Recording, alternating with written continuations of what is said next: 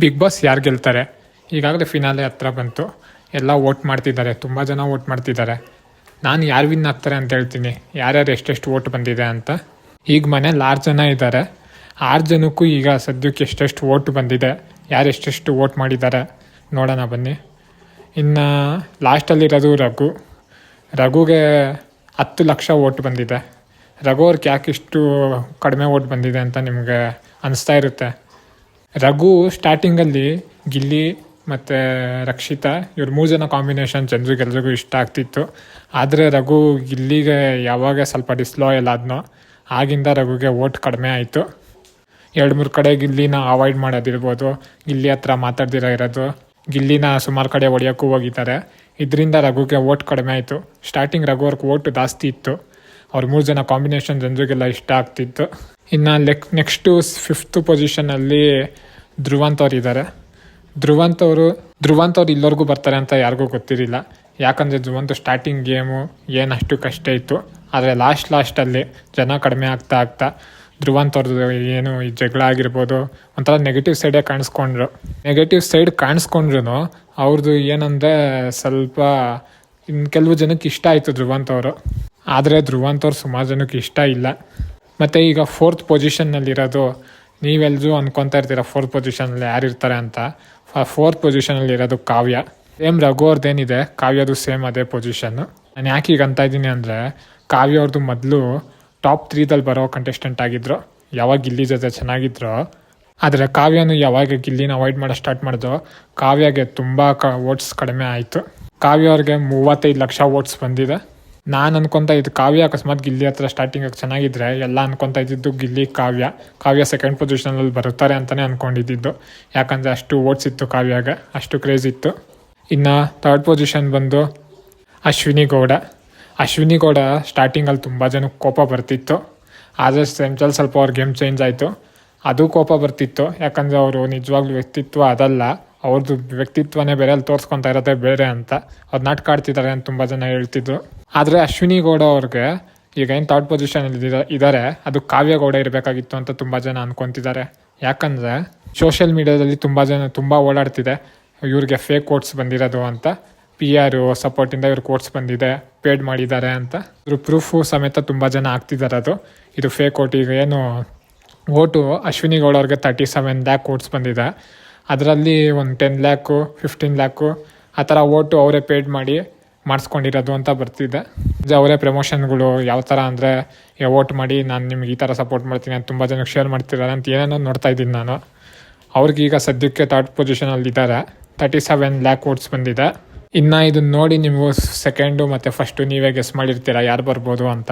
ಇನ್ನು 2nd position ನೋಡಿದ್ರೆ ರಕ್ಷಿತಾ ಗೌಡ ಅವರಿದ್ದಾರೆ. ರಕ್ಷಿತಾ ಗೌಡ ತುಂಬ ಜನಕ್ಕೆ ಇಷ್ಟ. ಈ ಮಂಗಳೂರು ಸೈಡ್ ಅಂತೂ ನೋಡಿದ್ರೆ ರಕ್ಷಿತಾ ಗೌಡಗೆ ವೋಟ್ ಬರೋದು. ಅವ್ರೇನು ಮಾತಾಡೋದಾಗಿರ್ಬೋದು, ಒಂಥರ ಅವರು ಡೈಲಾಗ್ಗಳು, ಅವ್ರ ಥರ ವ್ಯಕ್ತಿತ್ವನೇ ತುಂಬ ಜನಕ್ಕೆ ಇಷ್ಟ ಆಗ್ಬಿಟ್ಟಿದೆ. ಅಲ್ಲಿ ತುಂಬ ಜನ ಏನಂತಾರೆ ಅಂದರೆ, ಅವ್ರು ತಪ್ಪು ಮಾಡಿದ್ರು ಅವ್ರಿಗೆ ಯಾರಿಗೂ ತಪ್ಪು ಅನಿಸ್ತಿಲ್ಲ, ಆ ಥರ ಆಗಿದೆ ರಕ್ಷಿತಾ ಗೌಡ ಅವರು. ಇನ್ನು ರಕ್ಷಿತಾ ಗೌಡಕ್ಕೆ ಎಷ್ಟು ವೋಟ್ಸ್ ಬಂದಿರುತ್ತೆ. ಇನ್ನು ಅದರಲ್ಲೂ ಇನ್ನೊಂದು ವಿಷಯ ಏನಂದರೆ, ಯಾವಾಗ ಗಿಲ್ಲಿ ರಕ್ಷಿತಾ ಇವರಿಬ್ಬರು ಜೊತೆ ಆದರೂ ರಕ್ಷಿತಾಕ್ಕಿನ್ನ ಫ್ಯಾನ್ಸ್ ಫಾಲೋವರ್ಸ್ ಜಾಸ್ತಿ ಆದರು. ಯಾರು ರಕ್ಷಿತಾನ ಇಷ್ಟಪಡ್ತಿರಲಿಲ್ಲ ಅವ್ರು ಇಷ್ಟಪಡೋದು ಸ್ಟಾರ್ಟ್ ಮಾಡಿದ್ರು ರಕ್ಷಿತಾ ಅವ್ರನ್ನ. ರಕ್ಷಿತಾ ಗೌಡಕ್ಕೆ 38 ಲ್ಯಾಕ್ಸ್ ವೋಟ್ ಬಂದಿದೆ.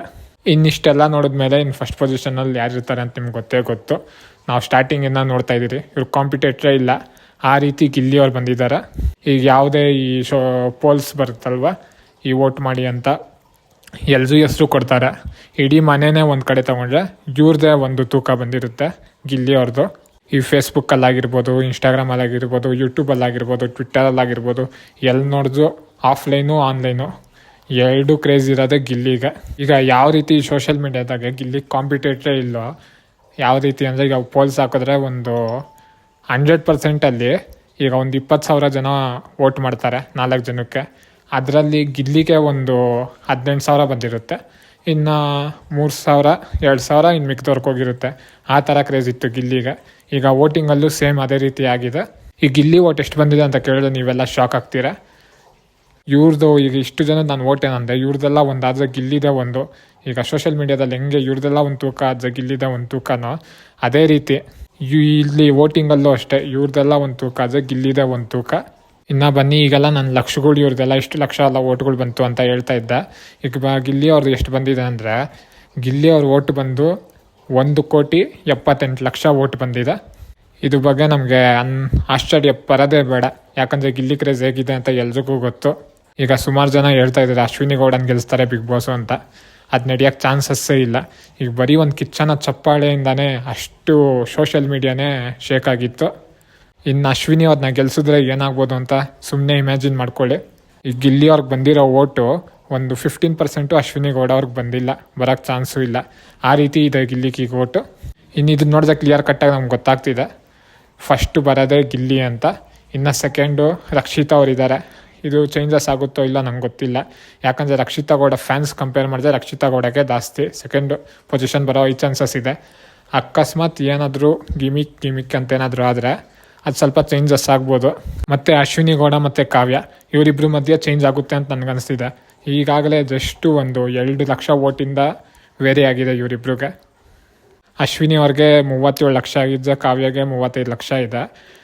ಎಲ್ಲಿ ಕಾವ್ಯ ಥರ್ಡ್ ಪೊಸಿಷನ್ ಬರೋ ಈ ಚಾನ್ಸಸ್ ಇದೆ, ನೋಡೋಣ. ನಾನು ಅದೇ ರೀತಿ ನಿಮಗೆ ಮತ್ತೆ ಅಪ್ಡೇಟ್ ಕೊಡ್ತೀನಿ ವೋಟಿಂಗ್ ಲೈನ್ ಕ್ಲೋಸ್ ಆದಾಗ ಯಾರಿಗೆ ಎಷ್ಟು ವೋಟ್ ಬಂದಿದೆ ಅಂತ. ಚಾನಲ್ ಸಬ್ಸ್ಕ್ರೈಬ್ ಮಾಡ್ಕೊಳ್ಳಿ. ನೀವು ಯಾರು ವೋಟ್ ಮಾಡಿದ್ದೀರಾ ಅಂತ ಕಮೆಂಟ್ ಮಾಡಿ.